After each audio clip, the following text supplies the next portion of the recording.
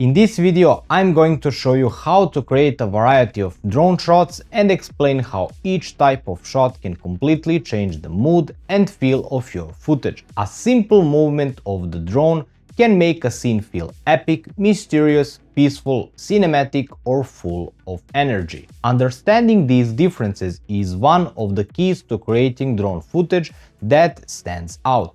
Learning to fly a drone is actually the easy part. Most people can learn the basic controls in a relatively short amount of time. But real challenge is learning how to compose shots, how to move the drone with purpose, and how to use your footage to tell a story.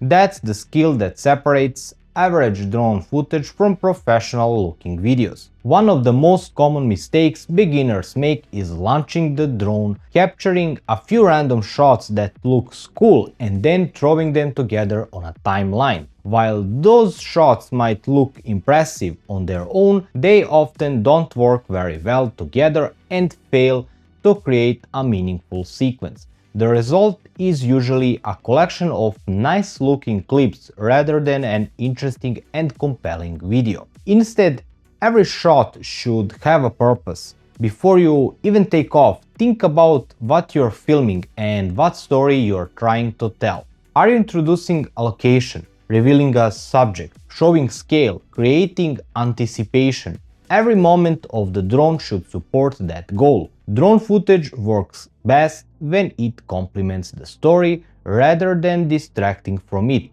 Your drone shots should help guide the viewer, provide context, reveal important details, and move the narrative forward.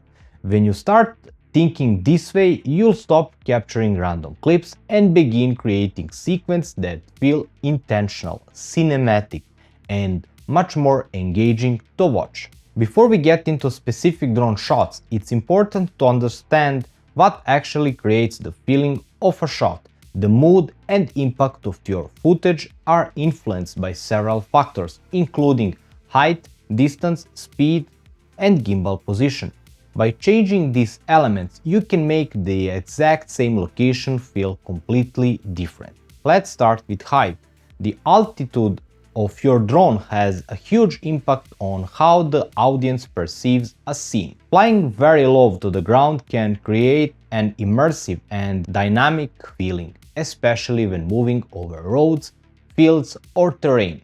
Shots captured at eye level often feel natural and personal, almost as if the viewer is physically present in the scene. As you climb higher, the perspective becomes broader and more dramatic, revealing the scale of the landscape and helping the audience understand the environment. Flying directly above a subject and pointing the camera downward creates an entirely different look, often making the scene feel more graphical, abstract, or informative. The next factor is distance. Distance determines what the audience pays attention to. The closer your drone is to the subject, the more personal and intimate the shots feel. The viewer's attention is directed toward the subject itself, whether if it's a person, vehicle, building, or animal. As you move further away, the focus gradually shifts from the subject to its surroundings. Wider shots are excellent for establishing location, showing scale, and providing context. Neither approach is better than the other, they simply serve different storytelling purposes. The third factor is speed. How fast your drone moves can completely change the energy of a shot. Almost all modern drones offer three flight modes: cinematic, normal, and sport mode. Cinematic mode is designed for smooth and controlled movements, making it ideal for travel videos, landscapes, and storytelling-focused footage. Even when using cinematic mode, avoid pushing the controller sticks all the way. Gentle inputs usually result in much smoother and more professional-looking footage.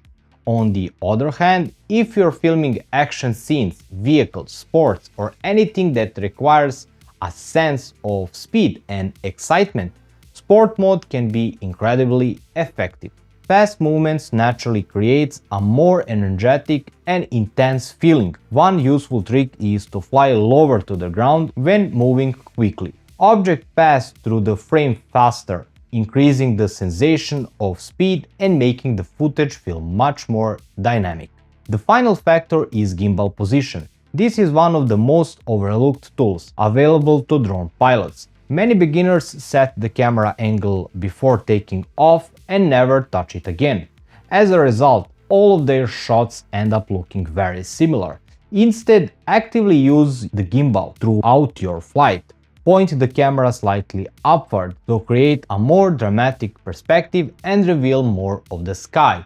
Angle it slightly downward for a more natural perspective and to reveal details in the landscape. Pointing the camera straight down creates a completely different viewpoint that can produce unique and visually interesting shots. The real magic happens when you combine all of these elements together. A low altitude high-speed shot with the camera tilted slightly upward creates a vastly different feeling than a high-altitude slow-moving shot with the camera pointed straight down. By experimenting with higher distance, speed and gimbal angle, you can create much wider variety of shots and make your footage feel more intentional, cinematic and engaging. Now let's talk about some of the most common drone shots you'll encounter. Understanding when and why to use these shots will help you create footage that feels purposeful rather than random. The first is probably the most common of all, the establishing shot. This one is repeatedly used everywhere over and over again. The purpose of an establishing shot is exactly what the name suggests: to establish a scene. It introduces the viewer to a new location, provides context, and shows the environment where the story is about to take place. Drones are perfect for this because they can quickly gain altitude and capture a wide perspective that would be impossible or very expensive to achieve with traditional cameras. An establishing shot might show an entire mountain range or a coastline, a city skyline, a village, or a campsite surrounded by nature, before focusing on the subject itself. The viewer first gets a sense of where everything is happening. These shots are often used at the beginning of a sequence, a chapter, or an entirely new location. They help orient the audience and create a stronger connection between the subject and its surroundings. The next type is the revealing shot. Unlike an establishing shot, which immediately shows the environment, a revealing shot is designed to gradually uncover information. Instead of showing everything at once, it creates curiosity and then rewards the viewer by revealing something new. One common example is flying behind a tree, a rock, building, or hill before slowly rising above it to reveal the landscape hidden behind. The audience initially sees only part of the scene, which naturally builds anticipation. As the drone moves, the hidden subject or scene comes into view, creating a much more dramatic effect than simply showing everything from the start. The reveal doesn't always have to be vertical. A drone can move sideways from behind an obstacle to uncover a subject. It can fly forward through a narrow opening and reveal a wide landscape beyond. It can start close to a subject and then pull back to reveal the impressive surroundings.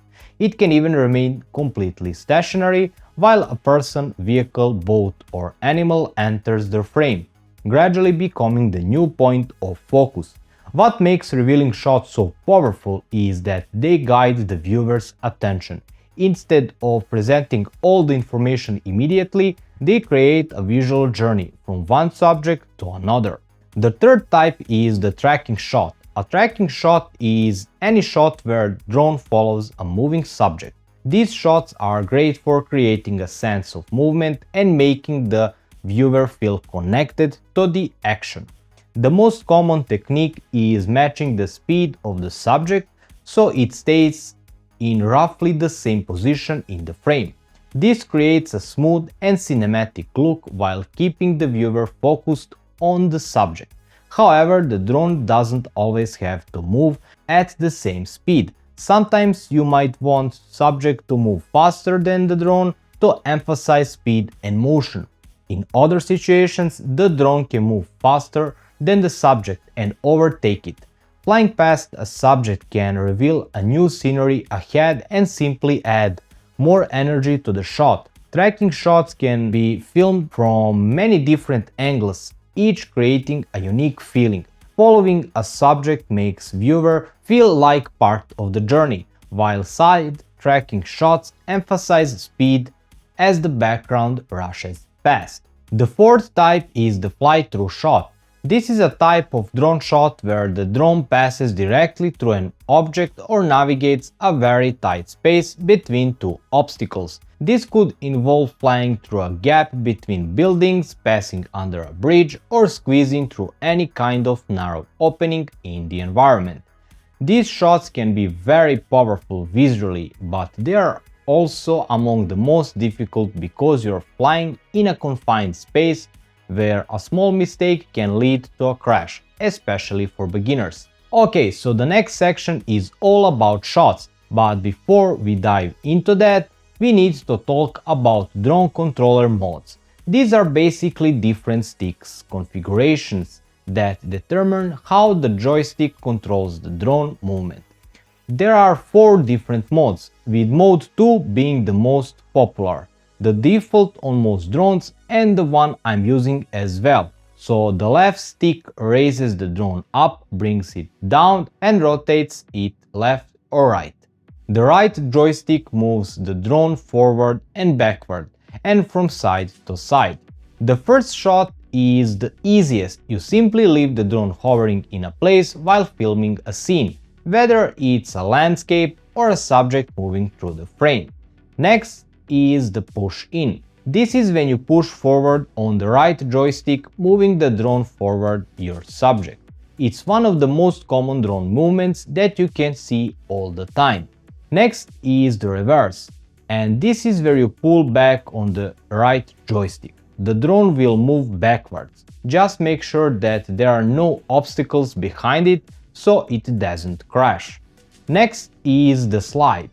This is where you push left or right on the right joystick and the drone moves to the side. Next is the rise up. This is done by pushing forward on left joystick, increasing the drone's altitude. Next is the drop down. This is the opposite movement, where you pull down on the left joystick, making the drone go down. Next is the rotation, and this is where you push left or right on the left joystick, making your drone rotate in the air. Next one is the angle push or angle reverse. This is done by pushing the right joystick into one of the 4 corners. By doing this, the drone moves diagonally, combining forward or backward movements with a slide to the left or right. The next move is very similar, but this time you are using the left joystick. By pushing it into the corners, you're combining altitude changes with rotation. The drone will either rise or descend while rotating at the same time, creating a spiral movement around the scene. Next is the rise up forward. This is where you push both joysticks forward simultaneously. The drone moves forward while gaining altitude at the same time. A variation of this move is the rise up reverse. Instead of pushing the right joystick forward, you pull it backward, while still pushing forward on the left joystick. This causes the drone to rise while moving backward, often creating a dramatic reveal. Next is the orbit. This is achieved by pushing right on the left joystick and left on the right joystick at the same time, or vice versa. The goal is to keep your subject centered in the frame while the drone circles around it. Orbit shots are one of the most cinematic drone movements because they showcase both the subject and its surroundings in a single shot. Next is the reverse slide with rotation. This is where you push left or right on the left joystick while pulling the right joystick towards the opposite rear corner. This combines rotation, sideways movement, and backward motion into a single sweeping shot. You can also perform the same movement while pushing the right joystick to the opposite front corner instead of pulling back. The result is a large, dramatic sweep that creates a strong sense of movement and reveals the environment from multiple angles at once. The next set of movements incorporates gimbal rotation. The first is a rise up with gimbal tilt. This is where you push forward on the left joystick while pulling the gimbal downward. This allows you to keep the subject in frame while changing the perspective as the drone climbs. You can also perform the same movement in reverse by descending while tilting the gimbal upward. Next is forward or backward movement combined with gimbal rotation. As you push forward on the right joystick, you gradually tilt the gimbal downward. This helps keep the subject in focus while the drone moves over it. The same effect can be also achieved while flying backward. These are some of the most popular drone movements you can learn, but there are many more possibilities once you start combining them with different gimbal rotations and flight adjustments. By mixing and matching these basic techniques, you can create an almost unlimited variety of cinematic shots. At the end of the day, it's not just about knowing how to fly a drone. Almost anyone can learn the controls fairly quickly. What really makes the difference is how intentionally you use those controls to build shots that feel cinematic, dynamic, and meaningful. Instead of thinking in individual clips, start thinking in sequence. Every movement should have a purpose, and every shot should contribute to the story you're trying to tell. As these movements become second nature, you can focus less on the controls and more on creating a meaningful story. At the end, if you enjoyed the video, leave a like and I'll see you in the next one.